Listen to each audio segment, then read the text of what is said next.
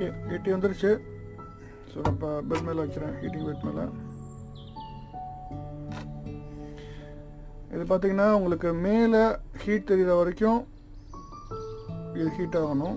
உங்கள் டிஸ்பிளேல கை வச்சிங்கன்னா கொதிக்கக்கூடாது, ஹீட் சென்ஸ் ஆகணும். சரிங்களா? ஸோ டிஸ்பிளே கை வைக்கும்போது ஹீட் சென்ஸ் ஆகணும். அந்த அளவுக்கு பேக் கவர் வந்து நம்ம ஹீட் பண்ணுற மாதிரி இருக்கும். இப்போ தான் அதில் போட்டிருக்க கம் வந்து இலகும். சரிங்களா?